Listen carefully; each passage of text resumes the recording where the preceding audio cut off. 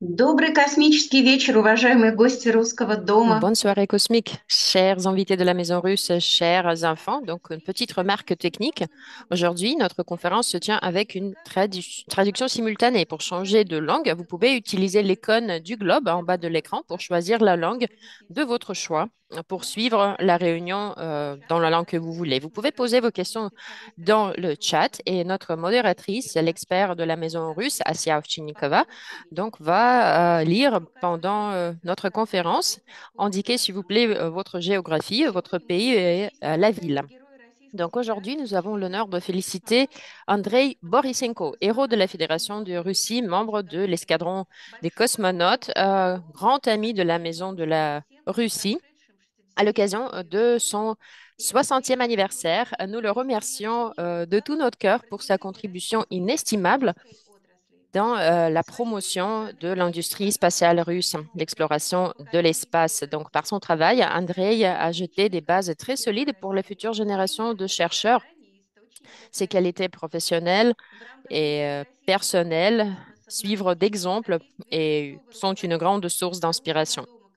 Lors de la semaine de la science et de l'espace russe à Nancy, organisée en 2019 avec la participation du sixième chef de la maison russe, Konstantin Volkov, plus de 9000 visiteurs ont pu obtenir des réponses de première main, à savoir d'Andrei Borisenko, à des questions sur l'exploration russe de l'espace. Ils ont pu voir de leurs propres yeux des simulateurs, la nourriture spatiale, ainsi que la voiture de course offerte par les Français à Yuri Gagarin et beaucoup d'autres choses. Si je ne me trompe pas, le premier vol d'Andrei vers l'ISS a eu lieu à bord du vaisseau Soyuz TMA-21 baptisé Gagarine en l'honneur du demi-siècle d'anniversaire du premier vol humain dans l'espace.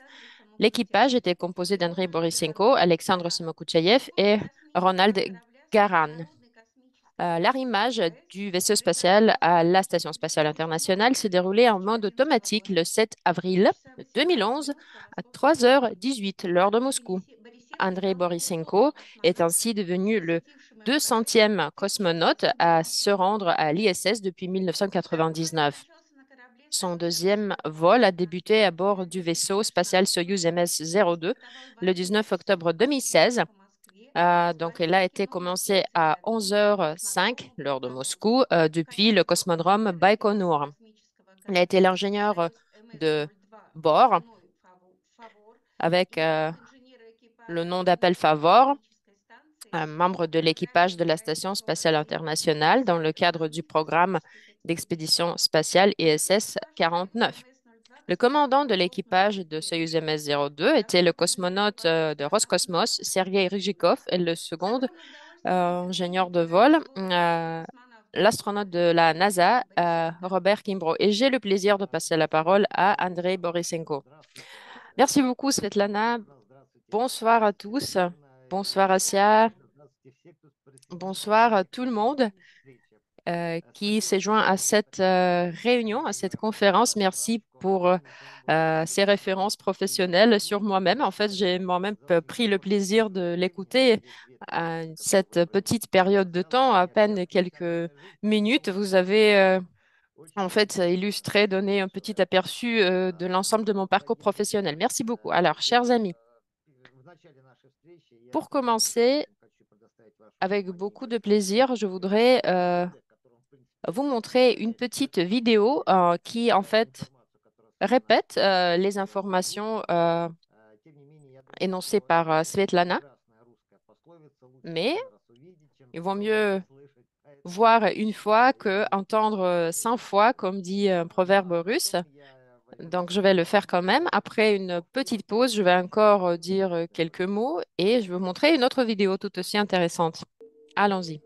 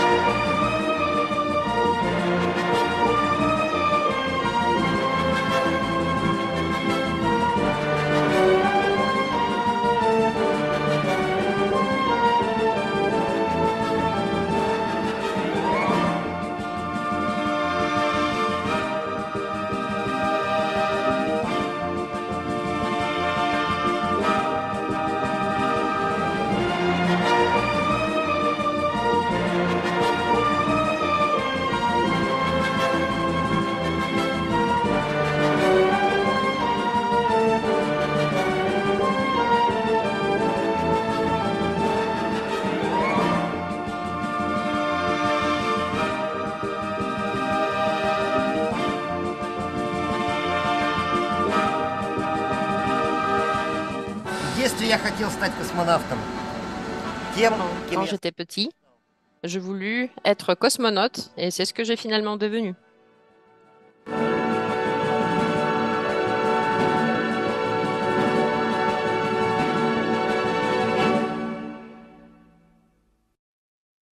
Спасибо. Et voilà, merci.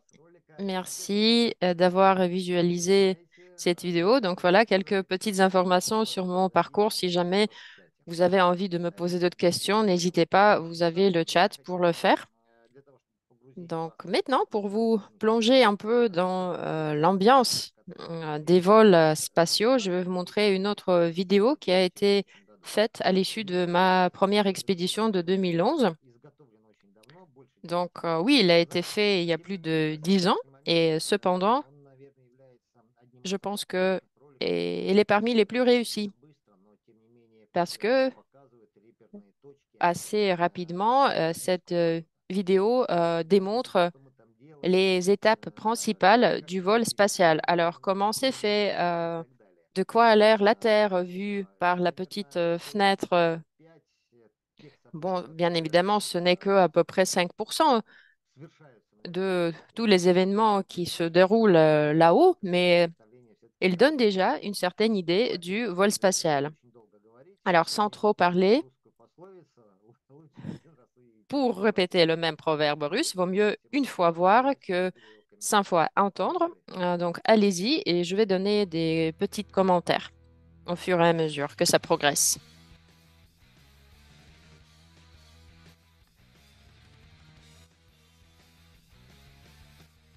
Байконур, памятник Юрию Алексеевичу Гагарину. Baïkonour, le monument à Gagarine. Монтажно-испытательный корпус там же на Байконуре, где проходит Donc, le bâtiment de simulation et d'expérience de test où les lanceurs passent les derniers tests avant d'aller dans l'espace. Гагаринская пусковая площадка и Donc, l'aire de lancement de Gagarine, donc à peine quelques heures avant le lancement.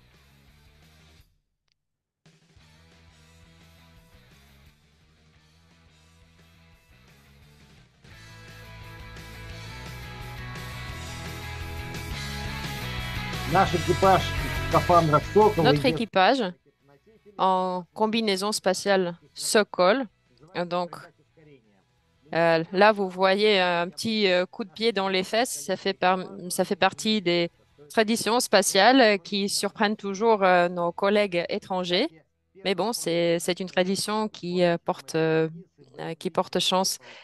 Et d'ailleurs, c'est Sergei Korolev qui a été le premier auteur à donner ce fameux coup de fesse à Yuri Gagarin. Donc, ça est resté comme une jolie tradition sympa.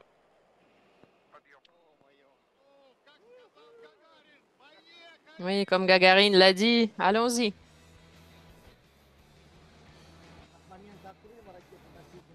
Donc, le moment du détachement du lanceur de l'air de lancement, donc c'est à peu près 500 secondes pour atteindre l'orbite extraterrestre. Je pense que pour une jeune fille, ça peut prendre plus de temps pour faire le maquillage le matin.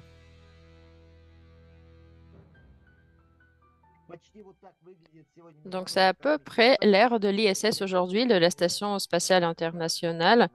Oui, là, c'est le graphique numérique, mais très proche de la réalité.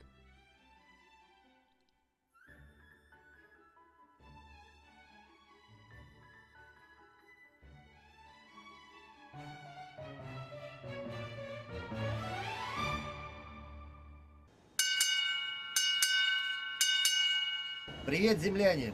Bonjour, bonjour les terriens. C'est l'équipage de la 28e expédition à l'ISS qui vous salue. Andrei Borisenko, ingénieur de bord, Xan Samakoutiaev.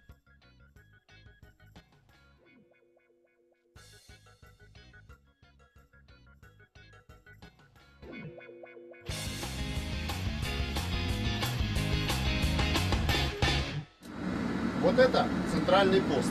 Ici, c'est le poste central, donc le poste principal.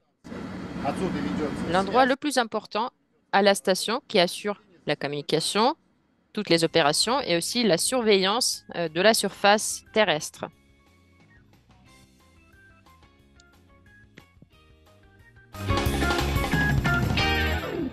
Вот эта часть, это Cette бытовая. partie-là, donc c'est un bloc d'habitation. Vous savez, comme un petit appartement moscovite, nous avons tout ce qu'il faut. Nous avons en zone de cuisine pour réchauffer la nourriture. Et ici, c'est une zone de repos.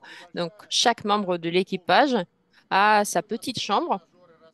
Et il y a aussi des différents appareils sportifs, des simulateurs. Là, par exemple, c'est un vélo spatial.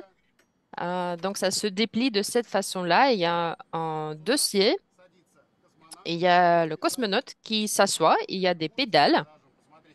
Donc voilà, tu pédales et euh, tu prends le plaisir à regarder le paysage tout à fait sublime en même temps.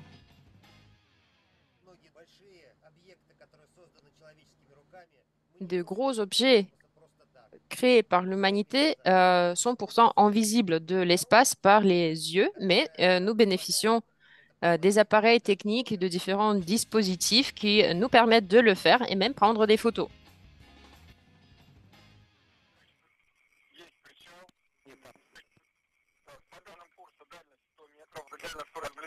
La distance est 100 mètres. On procède à l'arrimage. T-minus 10, 9, 8, 7, 6, 5. All three engines up and burning. 2, 1, 0. And liftoff, the final liftoff of Atlantis on the shoulders of the space shuttle. America will continue the dream.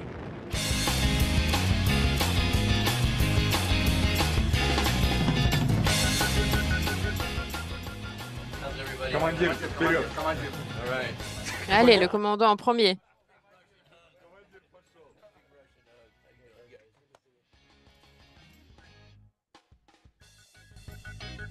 В сентябре En 2020 septembre 2020, donc nos collègues étrangers ont lancé leur nouveau vaisseau fait par le SpaceX, le vaisseau Dragon.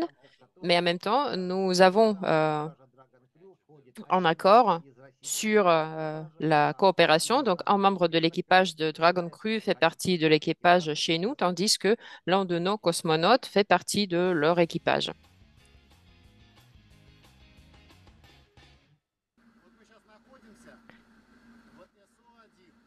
Nous nous trouvons dans les sauts 1. C'est un tout petit bloc, mais très important. Donc, c'est là où s'arriment les vaisseaux russes qui nous ramènent des cargos, qui nous ramènent nos camarades. Mais il y a aussi des combinaisons pour donc sortir dans l'espace. Ce n'est pas par hasard. Donc, vous avez deux portes de sortie. En fait, voilà, ces écoutilles, ces trappes, on les ouvre et on peut sortir dans l'espace. Pourquoi je le dis en détail? Parce qu'il y a une semaine, en fait, pour la première fois, je suis sortie dans l'espace dans cette combinaison-là. Et il m'a bien servi.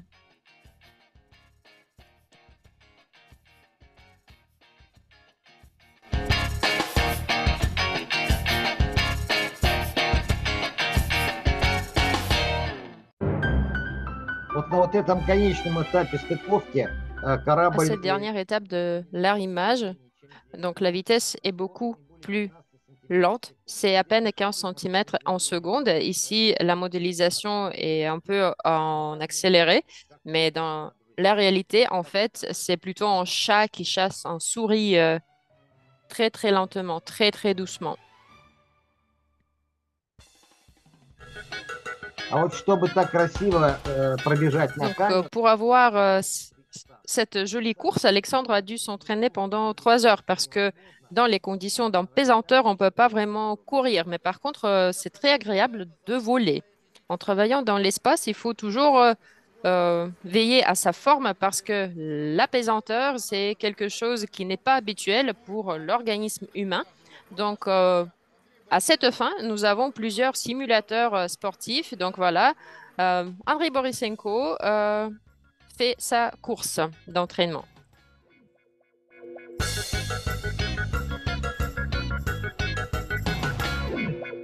Давай посмотрим на нашу космическую пшеницу. Et si on regardait notre blé spatial? Сейчас мне предстоит очень интересный эксперимент.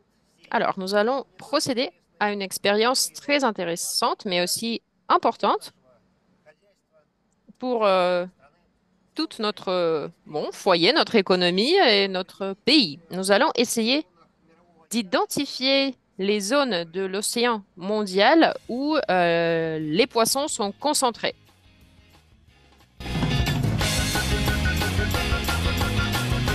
Ну, как хорошо рыба, конечно, из космоса не видна. Это подводные съемки, Bon, которые монтируют. bien évidemment, on ne peut pas avoir la même visualisation depuis l'espace, et ça, ce sont des tournages sous-marins. Nous avons aussi des moments de repos à la station. Il y a par exemple des instruments musicaux, vous voyez, une guitare tout à fait normale qui a le même son dans l'espace que sur la Terre. Oui, comme dans la cour, hein.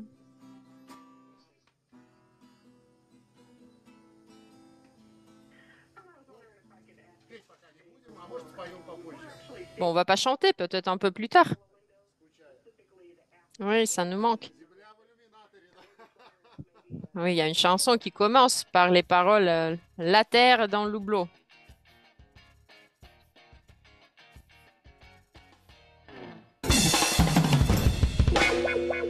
Наше пребывание на орбите в течение полугода. Вся наша работа в открытом Donc, космосе. nous habitons sur l'orbite pendant 6 mois. Notre séjour ici, notre travail dans l'espace, notre communication, en fait, c'est comme une répétition du vol vers le Mars avec le niveau du développement technique de nos jours. Pour arriver à Mars, il faudra à peu près de 250 à 260 jours. Valérie Polakov, en médecin soviétique, a passé dans l'espace 1 an et demi. C'était aussi en test des capacités humaines pour le préparer en vol vers Mars. Et donc, après, nous faisons des rapports détaillés sur notre expédition. Donc, faisons suite à notre vol de 6 mois. Et j'espère que ça va être une contribution précieuse dans les vols interplanétaires. Espérons que dans l'avenir proche, nous aurons la possibilité d'accéder le Mars beaucoup plus rapidement. Les chercheurs russes conçoivent déjà un nouveau vaisseau spatial qui donc permettra de raccourcir ce temps. Alors, on y va vers le Mars. Ну, до Марса мы, к сожалению, когда не добрались. Bon, cette fois-là, on n'est pas vraiment allé vers Mars. Donc ici, vous voyez pas le sol rougeâtre de Mars, mais le Kazakhstan, la steppe kazakh, l'endroit à quelques kilomètres de notre point d'atterrissage.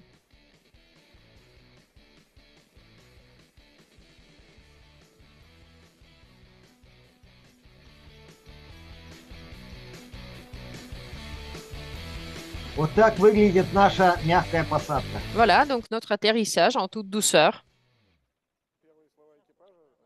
Les premières paroles de l'équipage. Tout va bien à bord. Nous nous sentons bien.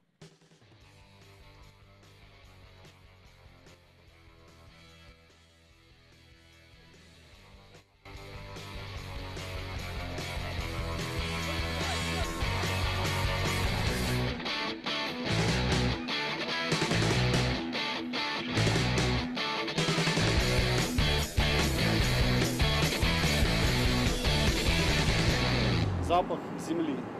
Вот. Именно C'est l'odeur трудно с чем-то сравнить этот запах, но de la terre.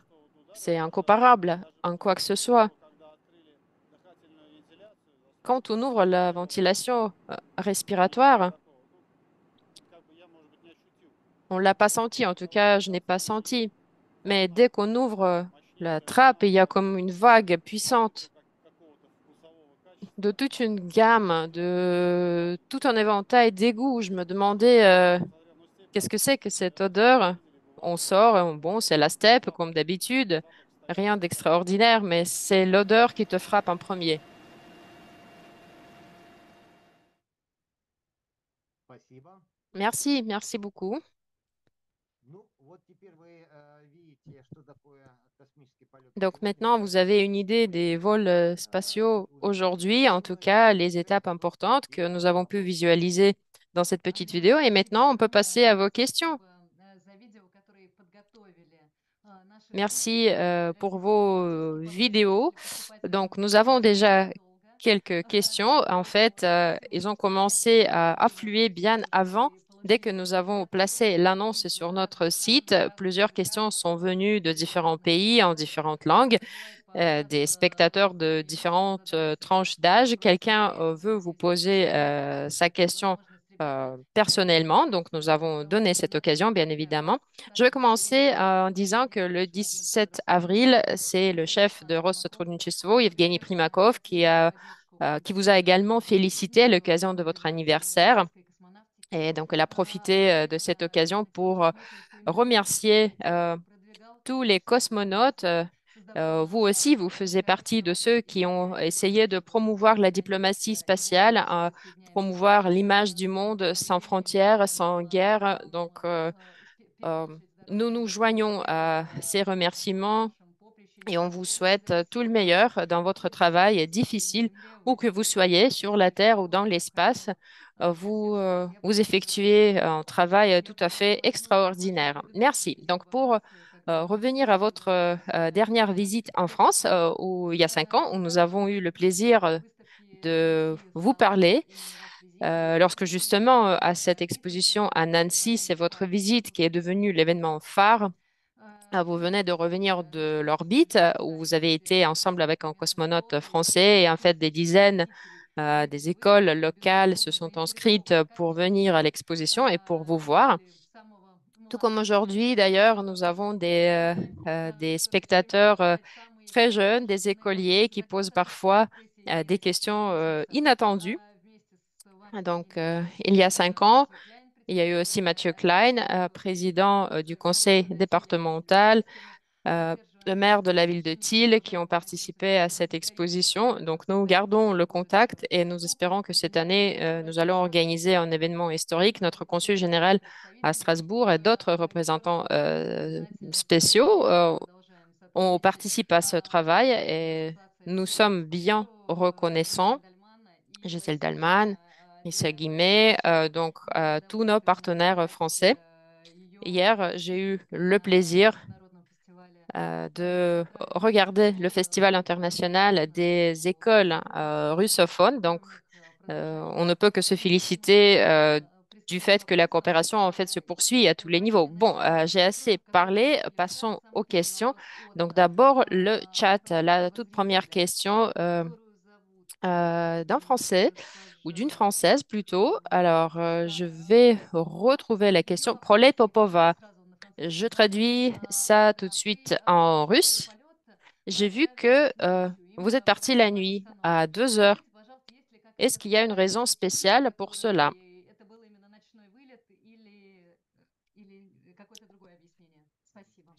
Oui, il y a une autre explication peut-être.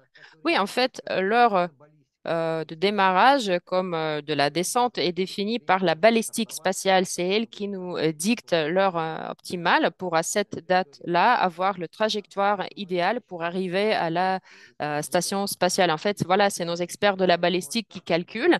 Nous, on obéit. Donc, il y a des vols qui se passent le matin, la nuit, dans la journée. Ça dépend justement de la position réciproque du point de départ du vaisseau et de la station. Donc, le jour concret. Merci. Une autre question française. Pierre, venant de la ville de Paris, vos impressions de votre premier vol. Oui, le premier et le deuxième vol, en fait, chaque vol, je pense que ça reste gravé dans la mémoire des cosmonautes. J'aurais du mal à dire la différence entre les deux. Je pense que quand j'ai vu la Terre pour la première fois par le hublot, effectivement, c'est quelque chose qui te frappe, qui te surprend. C'est un spectacle extraordinaire. C'est vraiment quelque chose qui t'arrive une fois dans la vie. Et oui, c'était un moment très particulier de ce premier vol, hein, tout à fait.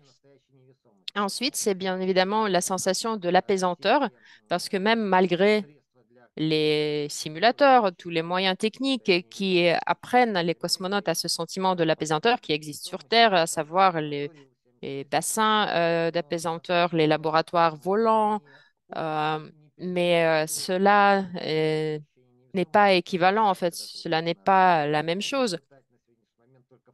Aujourd'hui, il n'y a que l'espace où tu peux vraiment avoir toute cette gamme de sensations et ça, c'est aussi quelque chose qui te marque bien évidemment dès le premier vol.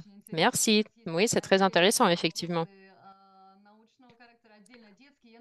Nous avons des questions, bon, des enfants, il y a des questions scientifiques. Je vais peut-être juste les lire en suivant l'ordre et puis on va connecter les enfants. Donc, une question qui vient de notre partenaire, un ami, René Barki, un ami de la Maison Russe. Nous espérons le voir bientôt chez nous. Je pense qu'il est maintenant à Saint-Raphaël, si je ne me trompe pas. Donc, sa question, euh, Andrei Ivanovitch, en 2011, ensemble avec votre collègue américain, vous êtes arrivé à l'ISS. Aujourd'hui également, il y a des cosmonautes de différentes nationalités à bord. Est-ce que les événements géopolitiques terrestres peuvent influer sur la cohabitation et en quelle langue vous parlez? En fait, je dis tout de suite que René Barki, c'est un Français qui parle le russe parfaitement. Il n'y a pas longtemps, il a reçu la nationalité russe. Merci de nous écrire en langue russe. Bon, je vais commencer par la réponse toute simple. En quelle langue nous parlons à l'ISS? C'est l'anglais. Oui, c'est la langue anglaise, c'est la langue officielle de communication à l'ISS, conformément aux textes qui ont été signés lorsque l'accord a été signé sur la création de la Station spatiale internationale. Mais bon, je dis tout de suite, je précise que comme toujours, lorsque le texte est signé, ils ne prennent pas compte de tout. Et donc, dans la vie réelle, bien évidemment, la vie réelle apporte ses ajustements, à savoir, en fait, nous parlons une sorte de Runglish. Ça veut dire qu'avec nos collègues étrangers, nous parlons en anglais, eux, ils parlent russe. Pourquoi? Parce que, comme la pratique l'a démontré, surtout dans des cas d'urgence où on n'a pas beaucoup de temps, en fait, la façon de formuler ses pensées le plus précisément et le plus rapidement pour faire passer le message à quelqu'un qui est étranger, il faut parler dans sa langue. Voilà, c'est la raison. Donc, nous parlons l'anglais, eux, ils parlent le russe. Et en fait, ça félicite énormément la compréhension lorsque, bon, un étranger, il a un accent assez fort ou il ne concorde pas, vous savez, les temps grammaticaux. Le... En fait, ça n'empêche pas de comprendre le message et c'est le message qui compte. Donc voilà, c'est la pratique que nous avons adoptée.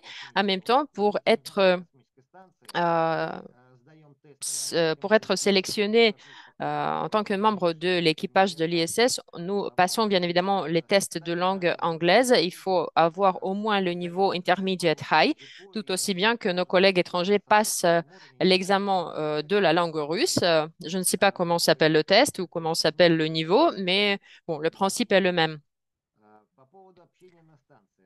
Donc, la communication sur la station. L'équipage de l'ISS est un équipage uni et nous sommes bien conscients du fait que nous sommes en fait comme un équipage d'un sous-marin. Ça veut dire euh, soit c'est tout l'équipage qui revient vers la base, soit personne ne revient.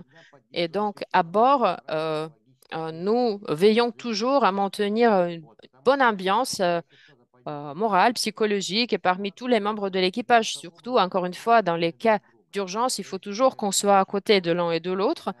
Euh, couvrir le dos, comme on dit. Il faut s'acquitter de sa tâche sur la station. Il faut être sûr de ses camarades. Il faut avoir confiance en eux et savoir qu'ils font aussi tout leur possible. Donc, oui, nous essayons de nous connaître mieux déjà à l'étape de préparation quand nous passons aux différents entraînements. Nous prenons même connaissance avec les familles de nos collègues, donc les femmes, les enfants ou les maris, bon, s'il s'agit d'une collègue femme, bon, les chats, les chiens, vous savez, pour, oui, pour apprendre plus sur la personne, pour comprendre, disons, ses points névralgiques pour ne pas marcher dessus pendant le vol. Et ensuite, nous avons en joli texte, le code de conduite de cosmonautes et astronautes à bord de la station spatiale qui, en fait, interdit directement de parler, de débattre des questions relatives à la religion, la politique, les valeurs familiales, et en fait, toucher à n'importe quel sujet puisse causer, euh, qui puisse perturber, en fait, le confort psychologique. Et donc, nous respectons strictement cette règle.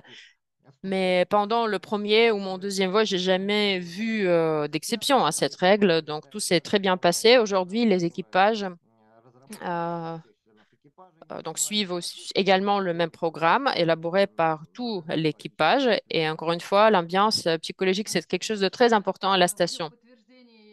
Merci, merci beaucoup. Oui, donc pour confirmer les compétences linguistiques des cosmonautes, je propose à nos spectateurs de regarder nos conférences précédentes avec la participation des cosmonautes français qui ont très bien parlé le russe. Donc, vous pouvez vous assurer vous-même que, en fait, les compétences linguistiques des cosmonautes sont assez avancées. Alors, André, combien de langues parlez-vous? Une autre question.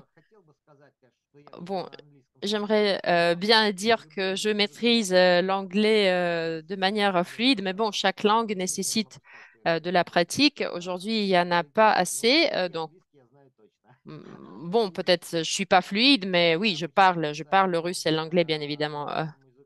Ma prof d'anglais à Houston me disait, tu sais, le niveau de la langue doit être suffisant pour se sentir librement dans notre vie quotidienne terrestre. Voilà, euh, c'est un peu la règle. Oh, oui, voilà, merci. En fait, les règles dont vous parlez pourraient être appliquées sur la Terre. Bon, il y a beaucoup de questions. Je vais essayer peut-être de les mettre ensemble, de les compiler en quelque sorte. Voilà, et moi, je vais essayer de donner des réponses plus brèves. Allez, je vais prendre une question de l'enfant. Georgi Goncharov, 10 ans. Il dit qu'il veut devenir cosmonaute et donc il demande comment commencer sa préparation. Et il y a Alexei de Paris qui demande quelles qualités sont nécessaires pour un cosmonaute. Voilà, donc la question de Georgi, comment se préparer? Bon, à cet âge-là, c'est difficile parce que pour se préparer à être cosmonaute, il faut déjà être sélectionné en tant que candidat au cosmonaute. Et donc, c'est là que la vraie préparation commence. Avant, il faut effectivement avoir déjà toute une série de compétences. C'est le collège, donc l'école, après l'institut ou l'université, les études supérieures et le niveau de la formation doit être donc maîtrise au moins ou spécialité, donc ce qu'on appelle comme ça en russe. Euh, Ensuite, la licence, ça suffit pas.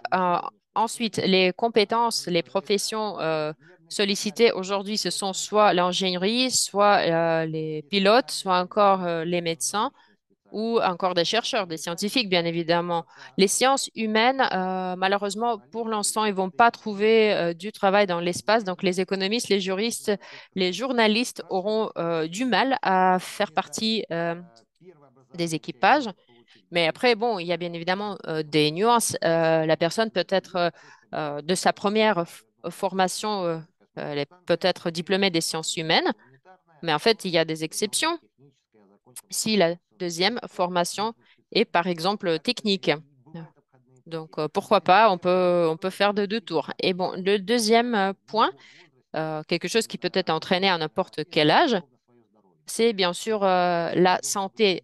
La personne doit être en bonne forme physique parce que il faut passer des tests physiques avant d'être sélectionné pour donc l'équipe des cosmonautes. Pour plus de détails, on peut aller voir le site de la corporation d'État Roscosmos ou le centre d'entraînement des cosmonautes ayant en fait toutes les exigences pour les futurs candidats.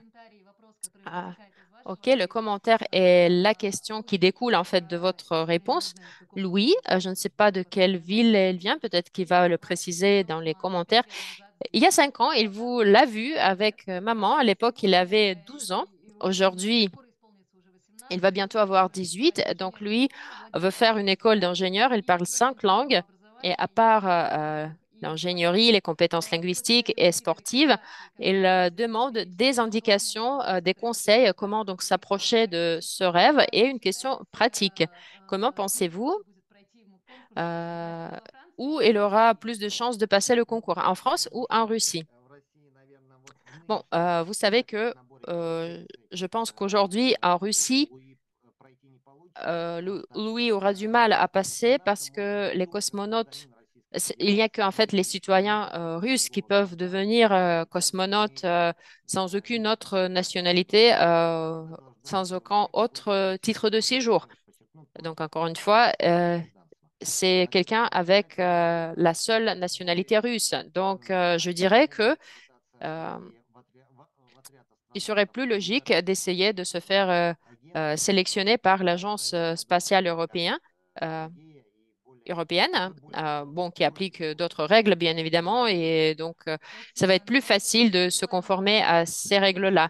Bon, bonne chance à Louis. Espérons que, oui, il pourra se réaliser dans ce domaine ou peut-être en domaine scientifique relatif à l'espace pour justement contribuer à promouvoir l'exploration spatiale à l'ISS de n'importe quel pays.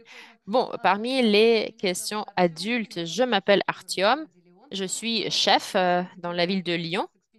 Alors, est-ce que ça vous dirait d'aller, de faire partie d'une expédition à Mars, si, tout en sachant que le vol va prendre une dizaine d'années et aussi compte tenu de la radiation et tout. Bon, je pense que la question a déjà la réponse. Effectivement, tant qu'on ne résout pas le problème de la radiation, qui est le plus grand risque, le vol vers Mars ne sera pas réalisable parce qu'avec les systèmes de protection dont nous disposons aujourd'hui, euh, bon, on aura du mal à venir à Mars en bonne santé et pour revenir sur Terre, bon, ça va être franchement des gens malades parce que le niveau de la radiation que ces gens vont recevoir pendant ces vols interplanétaires vont dépasser tous les seuils imaginables. Donc oui, on attend de nouvelles avancées techniques pour améliorer nos moyens euh,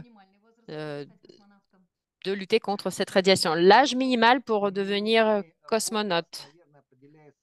Je pense que c'est en fait c'est défini justement par les compétences que j'ai citées. Donc l'école, collège, institut, après une certaine expérience de 2, 3 ans. euh, donc travail de par dans ton domaine de spécialisation, ça veut dire qu'en fait, il est difficile de devenir candidat avant l'âge de 28, 29. Et après, entre l'étape être sélectionné en tant que candidat et pour jusqu'à vraiment faire partie de l'équipe, ça prend à peu près 7 ans pour devenir un cosmonaute professionnel. Ça veut dire avant 35, 36 ans, oui, c'est très difficile de voler dans l'espace. Oui, c'est un parcours de la vie, mais un rêve réalisable. OK, une autre question. Ça vient d'Allemagne.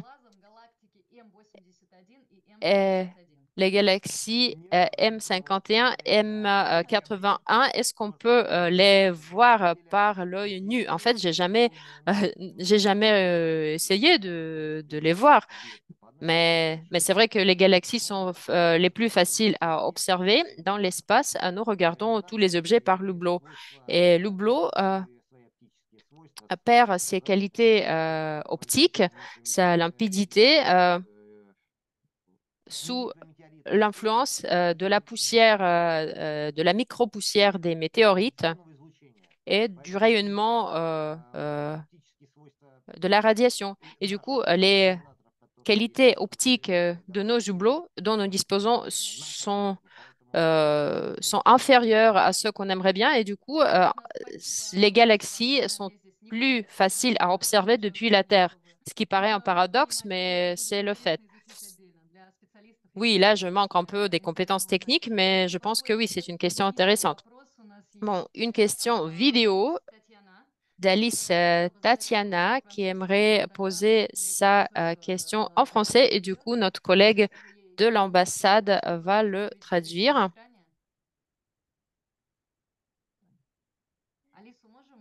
Est-ce qu'on peut voir Alice sur l'écran, s'il vous plaît, ou est-ce qu'on peut l'entendre?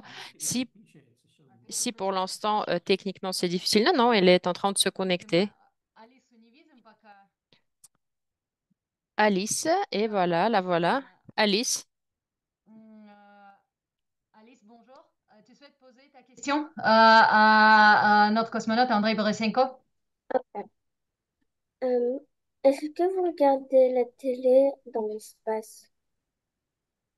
Алису интересует, может быть, вы слышали перевод, Алису интересует, есть ли возможность смотреть телевизор? Oui, donc Alice se demande si on peut voir la télé dans l'espace.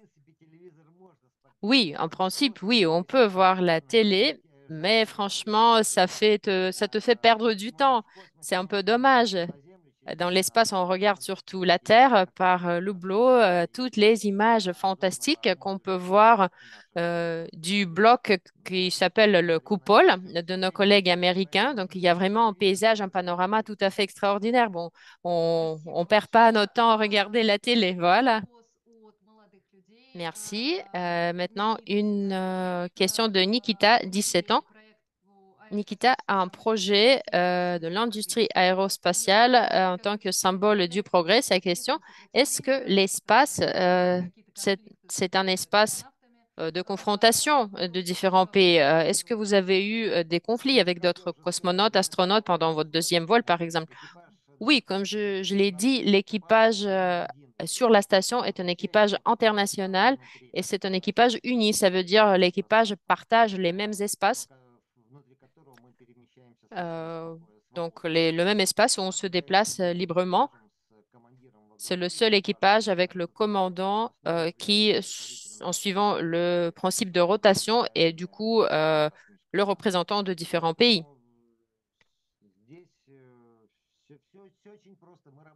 Donc, c'est très simple. Nous travaillons ensemble vers la même tâche.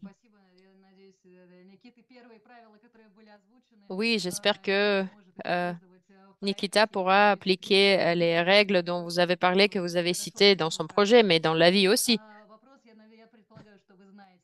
Une autre question. Nicolas Pillet, vous connaissez, j'imagine. Nicolas Pillet, c'est l'un de nos principaux partenaires dans le domaine spatial, un très grand expert qui s'intéresse beaucoup à toutes les avancées spatiales. Des fois, en fait, il connaît mieux. Il a son propre portail, cosmonautica.com. J'ai pas suivi ces derniers temps, mais j'espère que ça se poursuit. Nicolas, euh, bonjour, bienvenue. Sa question est en langue française. Je traduis. À la station Mir, la Russie a effectué un vol qui a duré 14 mois avec Valérie Polakov. Et donc, Nicolas se demande pourquoi la Russie ou un autre pays n'essaie pas de battre ce record à bord de l'ISS et pourquoi il n'y a pas eu de tentative d'effectuer un vol de 18 mois ou plus. Peut-être qu'il y a des limites médicales ou autres. Oui, la durée du vol ne dépend pas de notre volonté. C'est le programme qui est développé sur la Terre qui le définit et comme la pratique le démontre. Donc, la période optimale, c'est entre 6 mois et 12 mois parce qu'après, il y a vraiment la fatigue qui s'accumule et l'efficacité du travail des cosmonautes et des astronautes diminue. L'heure du travail du cosmonaute ou de l'astronaute dans l'espace, c'est très cher et il vaut mieux optimiser, si vous voulez, leur capacité. Encore une fois, normalement, c'est la période allant jusqu'à 12 mois. Et médicalement, c'est vrai que les vols spatiaux ont un impact assez négatif sur la santé de l'être humain. Donc, ils sont à l'origine de différentes difficultés. Le vol de la durée inférieure à 12 mois ne pose pas de problème, ne pose pas de risque. Par contre, prolonger ce temps pourrait en poser quelques-uns. Après, il peut y avoir certains problèmes. Je pense que avec l'accumulation des statistiques des vols plus prolongés, on en saura plus, mais il n'y a pas raison en fait de se précipiter. Euh, il n'y a pas, il n'y a pas d'exigence. Il n'y a pas vraiment de raison pour l'instant de prolonger les vols à l'étape actuelle de la science spatiale. Oui, merci beaucoup. Après, si Nicolas le veut, je pense qu'il pourra prendre un contact personnellement. Nicolas prend souvent le rôle de modérateur, mais en tout cas, merci d'être avec nous en tant que spectateur. Bon, il y a beaucoup de questions sur les extraterrestres. Terrestres. Ils sont à peu près du même type, donc est-ce que vous pouvez commenter? Bon, pour ma très grande déception, je n'ai jamais vu quoi que ce soit qui pourrait être interprété en tant que manifestation de la vie extraterrestre. Nos frères, nos sœurs, bon, aliens, non, malheureusement, je n'ai rien vu, donc je ne vais pas vous raconter des histoires. Moi-même, dans mon enfance, j'ai beaucoup lu de la science-fiction. Je suis sûre, je suis persuadée que nos frères et sœurs existent dans l'espace, c'est juste que pour l'instant, nous ne les avons pas encore rencontrés. Merci beaucoup de Nikita Nicolap qui fait ses études à Saint-Germain-en-Laye, votre lycée international. Vous êtes rendu là-bas il y a 5 ans, donc il se souvient toujours de cette rencontre. Donc, Jean-Jacques de la ville de Marseille, avez-vous euh, des porte-chance, des rituels? Et est-ce que les bons augures, c'est quelque chose à quoi les cosmonautes croient? Les cosmonautes ne sont pas des gens superstitieux, mais c'est vrai qu'on a nos propres traditions. Pour ce qui est des talismans, des amulettes, je dirais que, bon, on peut les appeler comme ça, mais on prend des petites choses, des petits objets personnels. Par exemple, moi, j'avais un petit dragon en caoutchouc que j'ai amené avec moi. Je suis née en 1964. C'est l'année du dragon. Donc, c'est un petit dragon qui m'a accompagnée dans mes expéditions. J'ai amené également des petits livres de poche avec moi. C'était un livre de Sergei Pavlov, L'arc-en-ciel euh, de la Lune. Bon, ce n'est pas un talisman, mais c'est juste que je dois beaucoup à ce livre. Elle a été un grand appui tout au long de ma vie, surtout dans mon parcours professionnel quand j'étais confrontée à des difficultés. Ensuite, bien évidemment, je prenais des photos de mes proches, euh, ma photo de mariage avec mon épouse. Elle était là avec moi. Et pour mon deuxième vol, Natacha m'a donné un petit sapin de 5 centimètres parce que je devais passer Noël, le Nouvel An sur l'orbite et, euh, et aussi un petit cerf comme un talisman de notre famille. D'ailleurs, j'ai toujours votre autographe et je remercie Natalia. Natacha, merci beaucoup. Nous avons tous eu le grand plaisir de profiter de cette rencontre. Et aussi dans nos régions d'ailleurs, les enfants ont eu cette occasion de vous parler. Le fait qu'aujourd'hui, beaucoup d'entre eux se sont connectés, ils ont gardé la mémoire de ces rencontres. La géographie est très vaste. Nous avons l'Allemagne, la France, toutes les régions, Lyon, le Sud, l'Est, Nancy par exemple, la Lorraine, l'Algérie. Donc, ça fait très plaisir que cette rencontre suscite toujours beaucoup d'intérêt, même si on a un peu dépassé la date de la journée de la cosmonautique. Donc, la deuxième question en vidéo qui vient de l'école auprès de l'ambassade, Vadim Sorokaletov, 11 ans.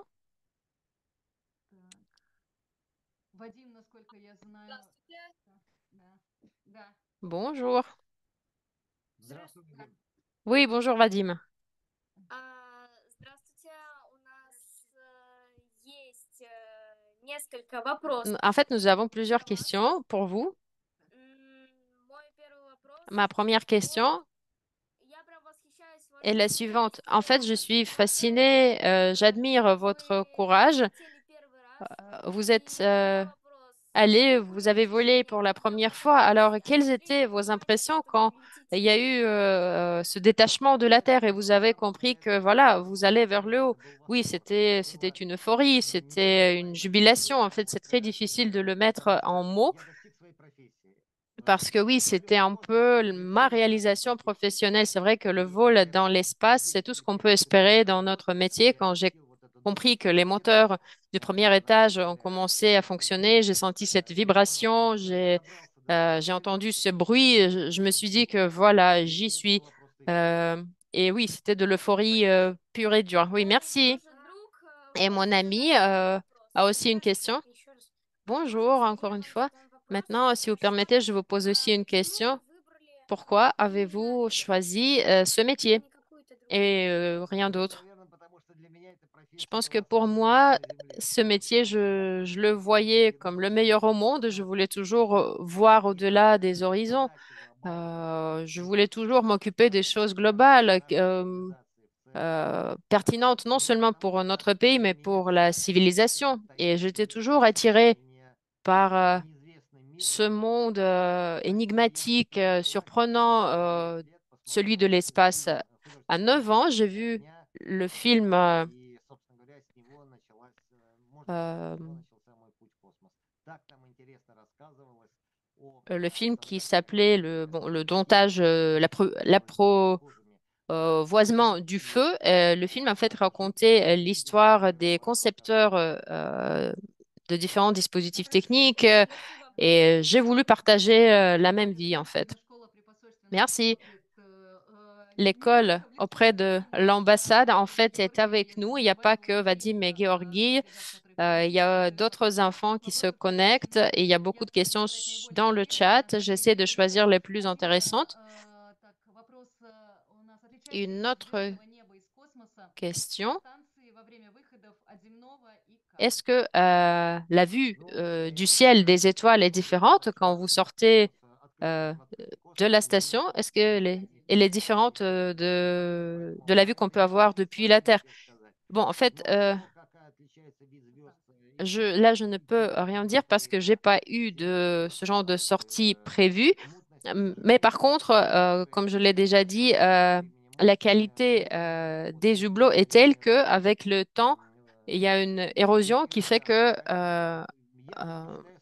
ça devient moins limpide. Donc moi-même, personnellement, je préfère d'observer, d'admirer les étoiles depuis la Terre. Il y a une question similaire, mais j'ai vu une autre question de Yulga Sylvestre de Lyon. Question intéressante. Donc, un de ces jours, Yulia a regardé différents programmes sur la chaîne numéro 1. Osambayev a sauvé un touriste spatial des États-Unis. Est-ce que vous connaissez cet exemple? Bon, sauver, c'est des informations nouvelles. Franchement, je ne sais pas. Non, je ne savais pas, même si à l'époque, je faisais partie du centre de commande et j'étais au courant de toutes les urgences. Je n'avais pas d'informations de ce type. Donc non, sauvetage, je n'ai pas d'exemple. S'il y a une urgence, normalement, ce n'est pas une personne précise qu'il faut sauver, mais c'est l'ensemble de l'équipage, parce qu'en cas d'urgence, bien évidemment, ça pose en risque à la vie, à la santé de tous les membres de l'équipage. Oui, bien sûr, merci. Un peu d'humour. Avez-vous une, je sais pas, une blague des cosmonautes que vous racontez entre vous comme ça? Il n'y a pas d'une blague unique. Enfin, il y a des blagues professionnelles, mais vous me pardonnez, euh, je vais quand même m'abstenir parce qu'ils sont vraiment très professionnels. Bon, on le dit entre nous. André Jacob, une Française, en juillet, va aller au musée de la cosmonautique à Moscou. Donc, elle va se rendre en Russie en tant que touriste et elle se demande s'il y a d'autres endroits relatifs à l'espace, à l'exploration spatiale ouverte aux touristes. Oui, le cosmodrome Baïkonour, pourquoi pas? Oui, c'est un peu loin. Oui, c'est vrai que c'est un peu loin, mais il y a des tours guidés, il y a des touristes et bien évidemment, ça vous donne des impressions inoubliables. Ensuite, il y a des visites dans la cité des étoiles, donc le centre d'entraînement pour les cosmonautes. Mais il faut prévoir ça à l'avance, donc il faut s'organiser à l'avance. Et, euh, et ça peut prendre beaucoup de temps. Donc il faut avoir en groupe et il faut prévoir 3 à 4 semaines pour que ce groupe puisse venir nous visiter. Il y a aussi ce même type de visites qui sont organisées au centre de commande des vols spatiaux et dans notre euh, corporation d'État. Mais encore une fois, le système est différent et ce n'est pas qu'on arrive à la caisse, au guichet, on s'achète un billet. Non, mais par contre, on peut procéder par la réservation à l'avance. Pour un touriste étranger, c'est faisable. Là, je ne vais pas vous dire de bêtises. Je pense qu'il vaut mieux voir leur site et leur poser des questions. Donc, appeler peut-être les numéros qui sont là. Et le musée Tsiolkovsky, est-ce que ça peut être intéressant pour les touristes étrangers ou c'est trop spécialisé? Bon, s'ils s'intéressent à la vie de Tsiolkovsky, oui. S'ils sont plutôt intéressés bon, par la vie, on va dire, des cosmonautes, par la cosmonautique générale, je dirais pas. Et d'ailleurs, le musée de la cosmonautique est très intéressant. Anton, 11 ans, nous pose la question combien de temps faut-il pour se rétablir après le vol? Bon, la réhabilitation complète, normalement, nécessite autant du temps que le vol a pris. Ça veut dire si le vol a duré une semaine, ça va te prendre une semaine. Si ça a été 6 mois, ça va prendre 6 mois. Voilà, si le vol a duré un an, la réhabilitation va prendre autant, voire plus. Et pour vous, c'était comment? Je n'étais pas une exception de cette règle. Oui, donc réhabilitation, on va dire subjective, ça te prend 2 semaines. Après 6 mois de vol, quand, bon, subjectivement, tu penses que c'est tout bon, mais la réhabilitation complète pour revenir à ton état de santé d'avant le vol, oui, ça prend, encore une fois, le temps du vol. Et je peux dire tout de suite, malheureusement, tous les paramètres ne se rétablissent pas et il y a quelque chose qui se perd. Oui, malheureusement. Oui, donc pour ceux qui réfléchissent à devenir cosmonautes, qui ont ce rêve, bon, c'est aussi quelque chose à prendre en compte. Oui, sans aucun doute, pour ceux qui veulent devenir cosmonautes, je peux dire que avant de prendre la décision finale, il faut, euh, il faut vraiment prendre connaissance avec toutes les modalités, on va dire, et les revers de notre métier pour prendre la décision bien réfléchie, bien pondérée. Mais après, il y a aussi la commission médicale, j'imagine, qui va apporter ces ajustements. Bien sûr, la commission médicale joue son rôle, mais il faut vraiment être conscient de ce que ce métier contient et ce que ça apporte, notamment en termes des conséquences pour la santé.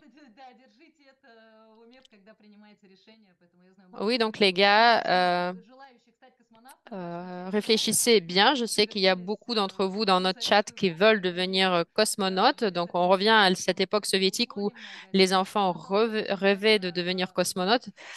Et là, ça revient. Piotr Popov, est-ce qu'il y a des projets de création d'une nouvelle station Mir? Non. Par contre, euh, une station orbitale russe est déjà en conception. C'est une station qui aura une autre orbite et les premières démarches sont déjà faites. En fait, oui, la conception est en cours. Je pense que à partir de 2028, des premiers blocs seront amenés, mis sur l'orbite. Yelena Klokina, est-ce que vous avez eu des situations d'urgence pendant votre vol quand quelque chose dépasse de votre contrôle? Bon, on ne perd jamais le contrôle, même en situation d'urgence, même s'ils sont dangereuses pour la vie de l'équipage, comme le feu, la perte de l'hermétisation ou encore la pollution. Dans chacune de ces situations, nous savons quoi faire. Bien évidemment, nous nous entraînons à pouvoir y remédier encore sur la Terre pour atténuer les conséquences pour l'équipage et pour la station. Nazar, quelle est la vitesse maximale du lanceur que vous avez testé sur vous? 7,9 km par seconde, c'est la première vitesse cosmique, donc on n'accélère pas plus en suivant les lois de la balistique cosmique. On ne peut pas vraiment, vous savez, comme en voiture, tu accélères et tu arrives plus vite. Non, ça marche pas comme ça. C'est vraiment les lois de la balistique qui définit les limites de la vitesse. Mais bon, c'est un sujet technique assez difficile. Et d'ailleurs, euh, je peux vous conseiller en livre Levantovski, la mécanique du vol spatial. Et ça existe en traduction, je ne sais pas. Je l'ai lu en russe, bien évidemment. Je ne sais pas si ça existe en d'autres langues. Mais c'est vraiment la balistique, mais sans formule. C'est expliqué de manière très, très accessible. Bon, espérons qu'au moins ça a été traduit vers l'anglais pour que nos francophones puissent peut-être le lire. Bon, question anonyme, mais intéressante.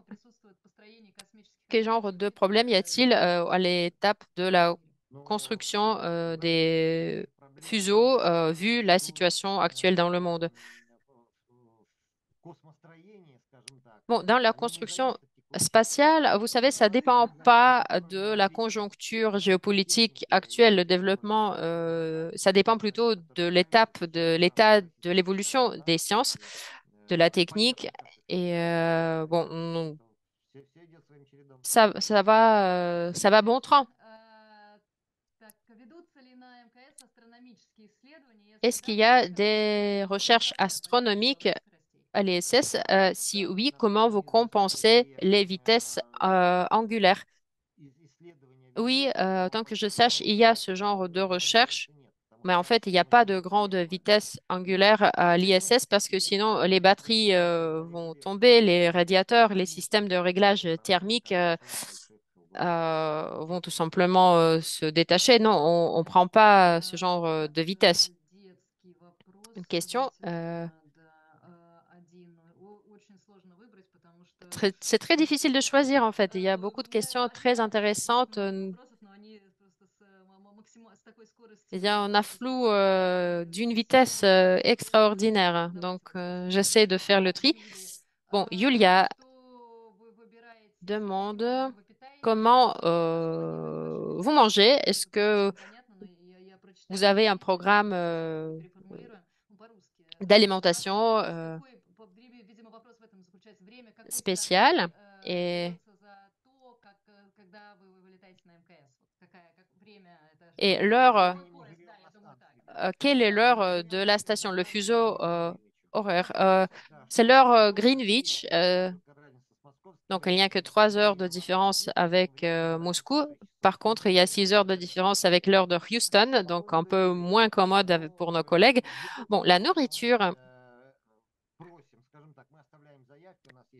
nous pouvons formuler des demandes. Donc, il y a une procédure qui s'appelle l'approbation de la nourriture, de l'alimentation avant le vol. Donc, nous pouvons cocher nos préférences.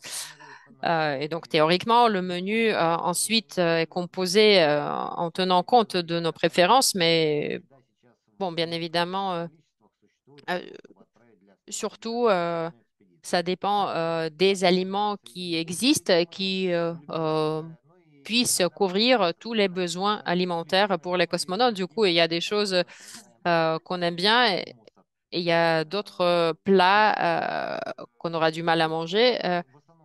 Mais non, je plaisante. En majorité, il s'agit des plats délicieux. Mais après, il y a, on va dire, des cycles qui se répètent. Il y a des cycles de 2 semaines à peu près. Donc, oui, d'autres repas commencent à nous manquer. Après, on fait des échanges. Par exemple, les collègues américains nous font déguster leurs plats et on fait de même. Donc, en fait, il y a quand même une variété. Bon, pour moi, ça n'a jamais été vraiment le problème.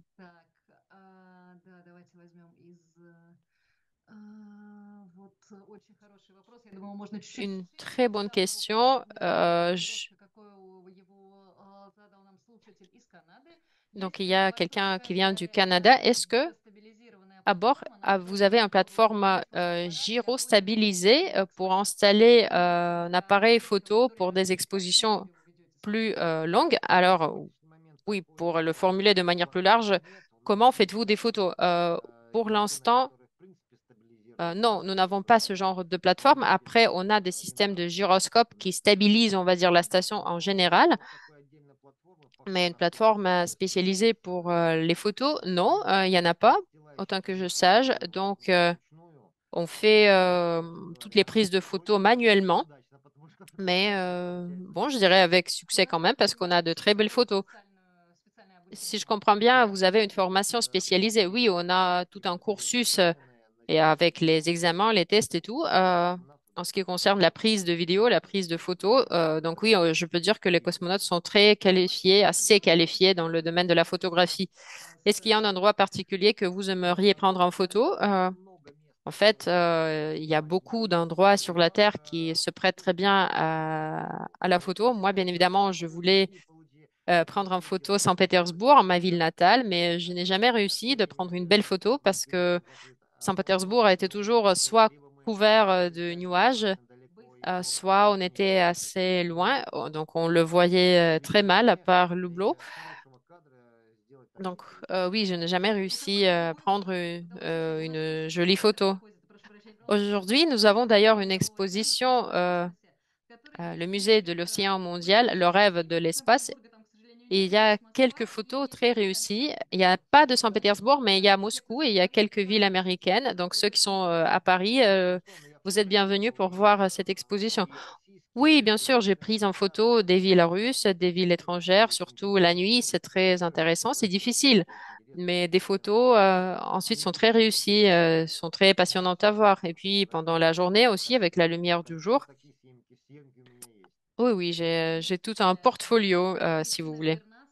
Christina Bernatskaya pose sa question en français. Je pense que nous avons déjà lu cette question. Mais bon, pour Christina, à quel âge vous êtes allé, vous avez volé dans l'espace pour la première fois? À 39 ans, j'ai été admis au sein de l'équipe des cosmonautes. Et donc, pour la première fois, je suis allée dans l'espace à 46 ans. Julia Silvestre, je vous ai envoyé le lien parce que elle nous a envoyé un article sur justement ce cas, comment Moussabayev a sauvé Denis Titov Российским случаем dans l'espace. Euh, Nina Uliana nous pose une autre question. Si le réseau de téléphonie mobile fonctionne. Alors, pour que le signal de l'appareil mobile puisse atteindre une cellule, il faut une distance allant jusqu'à 10 km sur la surface de la Terre. Alors, nous, on a une distance de 400 km de la surface de la Terre. Donc, vous comprenez bien que euh, la distance de 400 km, bon, pour être précis, 390 km, c'est la distance minimale pour atteindre euh, la cellule la plus proche. Donc, pas besoin. Une autre question, Florine Bougabzaïev nous demande, en fait, nous venons de faire une projection du film Le Défi. Et d'ailleurs, nous remercions Natalia Krasavina, notre collègue de l'ambassade, qui a effectué la traduction simultanée. Il n'y avait pas de place restant dans la salle. Et c'est en fait après la projection que nous avons eu plusieurs questions. Donc, Florine demande comment l'actrice Yulia a pu en fait se préparer pour ce vol si rapidement parce qu'elle n'a pas suivi le parcours professionnel. Oui, bien évidemment. Yulia Peresild n'était pas une cosmonaute professionnelle, elle était participante au vol spatial. Donc, son volume de préparation était équivalent à celui d'un touriste spatial. C'est vraiment le minimum des compétences professionnelles sans lesquelles on ne peut pas vraiment laisser la personne partir dans l'espace, comment manger, comment boire, comment utiliser les toilettes et sans le casser. Donc voilà, comment prendre soin de toi-même, c'est vraiment l'ensemble de compétences nécessaires et en fait 3, 4 mois suffit pour maîtriser ce genre de savoir-faire, mais bien évidemment c'est trop court pour avoir une préparation professionnelle et donc ni Shepenko ni Perisil ne sont pas cosmonautes professionnels. C'est pour ça. Ils ont été des cinéastes et c'était leur travail principal. Ça, ils savaient faire. Voilà. Yana Fleury, donc on continue avec les repas. Quel est votre plat préféré et qu'en est-il avec le café dans l'espace? Le café existe bien, c'est très bon. Euh, Kona, c'est la marque que nos collègues américains boivent. Donc, ça vient des Hawaï. C'est du très bon café. Après, on a eu une expérience une fois. Samantha Castafari, je pense qu'elle a même envoyé une machine à café à bord. Et bon, la machine a essayé de nous préparer du café. Mais bon, après, ça n'a pas vraiment très bien fonctionné.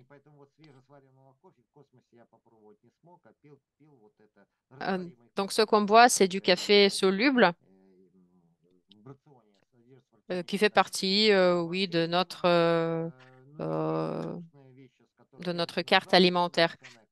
Ce que j'ai toujours apprécié, c'est du porridge, des flocons d'avoine. En fait, sur la Terre, je déteste ça. Par contre, dans l'espace, c'est très bien. J'ai aussi toujours aimé du fromage blanc avec de la confiture, avec des noix, avec des raisins secs. C'est très, très bien. En fait, c'est toujours apprécié par tout le monde, même par nos collègues étrangers. Ce fromage blanc, c'est toujours un grand succès. Nos collègues avaient, je pense aussi en plat, c'était de la viande en sauce barbecue. Ça ressemblait beaucoup à notre viande en brochette. Et donc voilà, c'était très bien.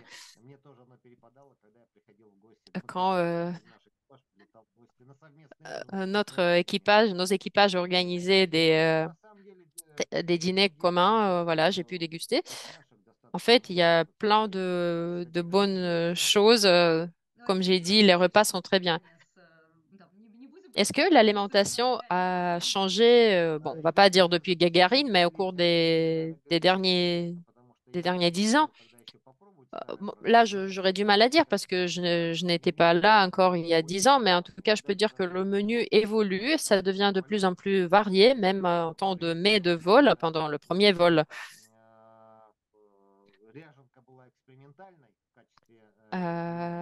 On a eu une boisson laitière qui s'appelle Ryajenka, mais c'était une expérience. Et pendant le deuxième vol, en fait, oui, Ryajenka a bien pris sa place, tout comme le kéfir, le lait, parmi d'autres produits laitiers. Donc, il y a des nouveautés avec le progrès technique. Et donc, en suivant toutes les exigences spatiales, oui, de nouveaux aliments peuvent être introduits. Nous avons une question d'enfant, nous avons deux questions scientifiques, et après, vous nous dites combien de temps avez-vous. Bon, une question d'Irina, 9 ans, pose la question, qu'est-ce qui a été le plus difficile pour vous dans votre préparation? Bon, pour moi, je pense qu'en fait, pour tous les cosmonautes, la chose la plus difficile, c'est savoir attendre ton premier vol spatial. Bon, au moins ton premier vol spatial et ne pas, vous savez, craquer en route, ne pas ne pas faire partie des 35% des cosmonautes, donc victimes de différents types de conditions, de vicissitudes qui ont déjà été sélectionnés, qui ont déjà fait tout le programme de préparation, mais qui n'ont pas pu, pour une telle ou telle raison, n'ont pas pu voler dans l'espace. Donc, il y a les 35%, voilà, qui n'ont pas cette opportunité finalement. Et c'est le cauchemar de chaque cosmonaute. Et les cosmonautes, les astronautes d'autres pays, est-ce qu'ils ont les mêmes statistiques à peu près ou c'est plus simple? Je ne sais pas. Je ne connais pas les statistiques de nos collègues étrangers, mais en sachant les modalités de la vie sur la Terre, alors, vous savez, nous habitons parmi d'autres gens et il y a toujours quelque chose. Vous savez, il y a des vicissitudes de la vie qui sont plus ou moins communes à n'importe quelle nation, n'importe quel pays. Il y a des choses inattendues qui arrivent, donc je pense que le pourcentage doit être à peu près le même. Ok, je comprends. Et d'ailleurs, Jean-Luc Chrétien voulait se connecter, mais malheureusement, le fuseau horaire ne l'a pas permis. Mais en tout cas, il transmet tous les membres de votre équipage. Je pense qu'il connaît tout le monde, donc il transmet ses meilleures salutations. Il va écouter l'enregistrement en ligne et par la suite, nous allons prévoir une conférence sur la diplomatie cosmique. Oui, Jean-Loup, je te salue également. Je profite de cette occasion pour te transmettre mes salutations. En fait, il doit aller à Moscou en été parce qu'il a des projets qu'il veut réaliser. Donc peut-être qu'il aura l'occasion de vous revoir en personne. Ok, deux questions scientifiques. Est-ce qu'on peut voir l'effet du rayon vert depuis l'orbite? Je ne sais pas ce que c'est, l'effet du rayon vert, donc je ne sais pas.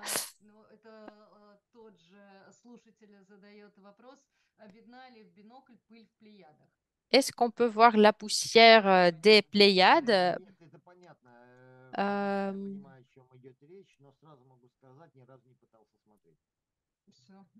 par les jumelles? Là, je comprends la question, mais je ne sais pas, je n'ai jamais essayé de voir. Et la question donc sur le tourisme spatial, donc est-ce que c'est possible? Connaissez-vous des personnes qui l'ont fait? Oui, je connais les gens qui ont été des touristes spatiaux. Donc, je voyais des touristes qui passaient des programmes de préparation en même temps que moi, je passais mes cours de formation. Donc, oui, on a bu du café ensemble. Je veux dire tout de suite que le tourisme spatial est un phénomène qui est très bien et qui va se développer par la suite parce que je pense qu'il n'y a pas que des professionnels, des cosmonautes qui, donc, pour eux, c'est le travail, c'est leur métier. Donc, il faut donner à d'autres personnes cette possibilité de regarder notre planète depuis l'orbite. Mais il faut comprendre qu'aujourd'hui, le tourisme spatial, enfin le billet sur l'orbite, c'est très très cher. Il faut des sommes qui sont exorbitantes pour bon, la majorité des terriens. C'est difficile de ne pas seulement les gagner, mais même de les imaginer.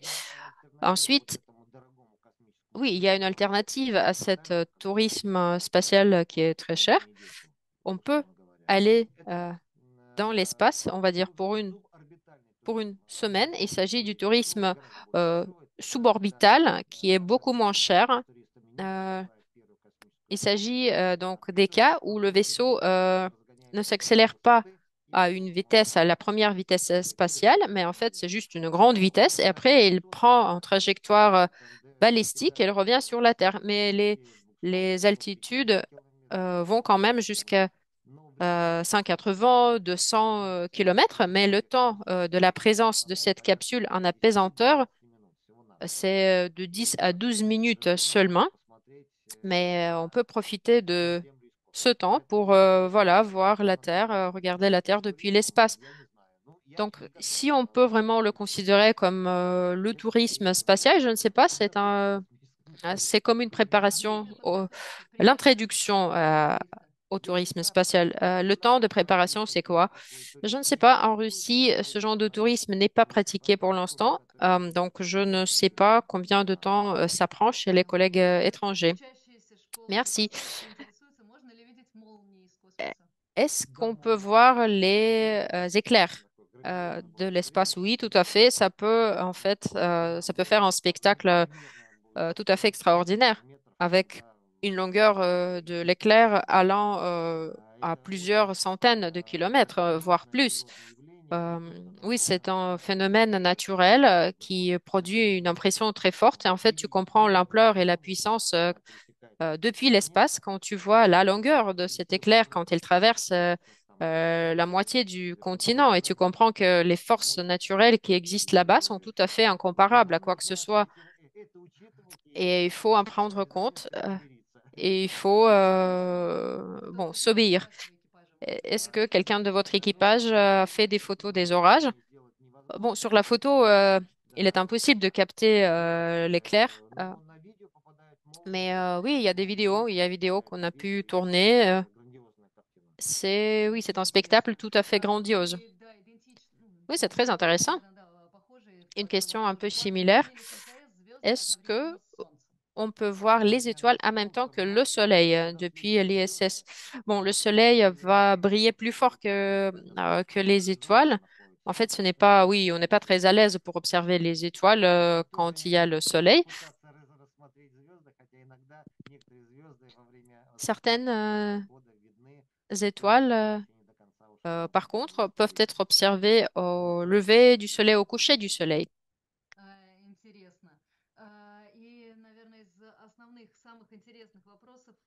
Et une autre question parmi les dernières.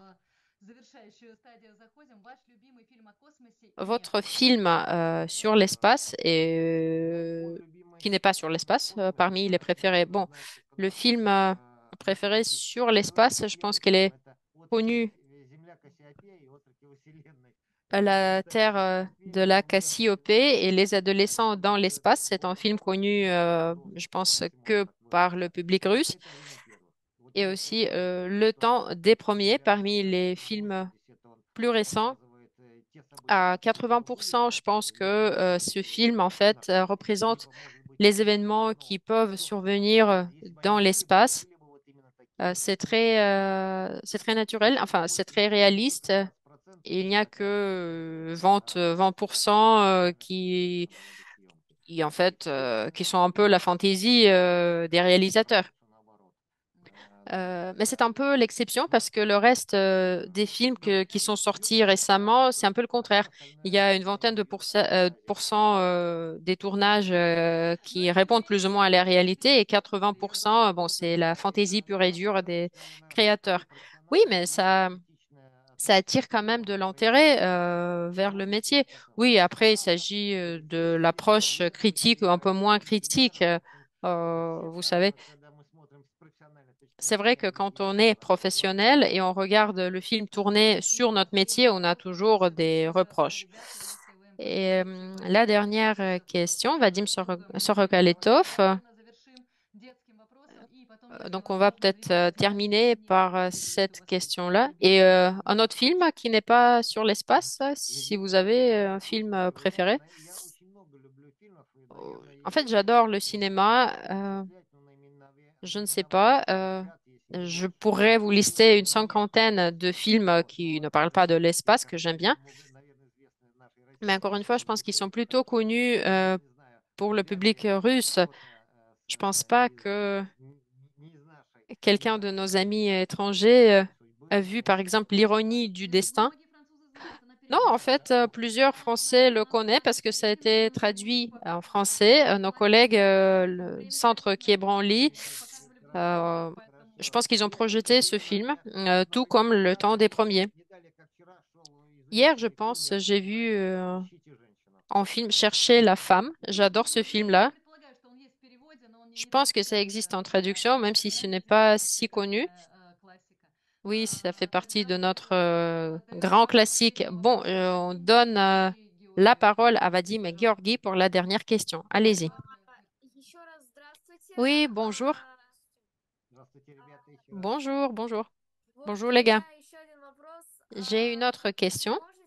Если вы можете уточнить, Pouvez-vous préciser, s'il vous plaît, университет заканчивали c'était quoi votre université pour devenir l'ingénieur?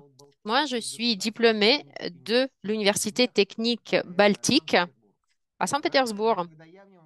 Donc, quand moi, je faisais mes études, c'était l'Institut technique. Ma spécialité, c'est la dynamique des vols. Donc, de par ma formation, je suis ingénieur. Et ma dernière question, si vous permettez.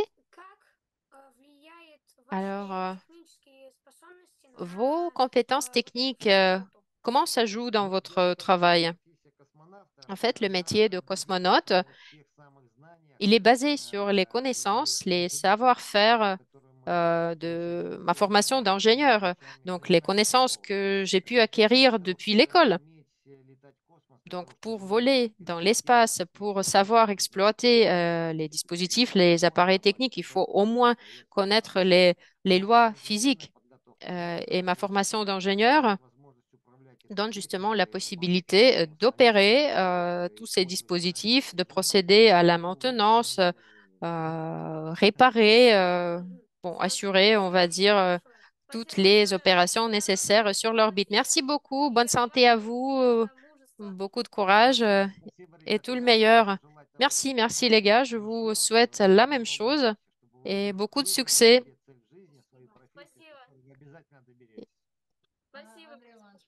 Merci, merci André. Les spectateurs vous remercient. Merci d'avoir trouvé le temps pour nous parler, pour répondre aux questions de tous nos spectateurs francophones.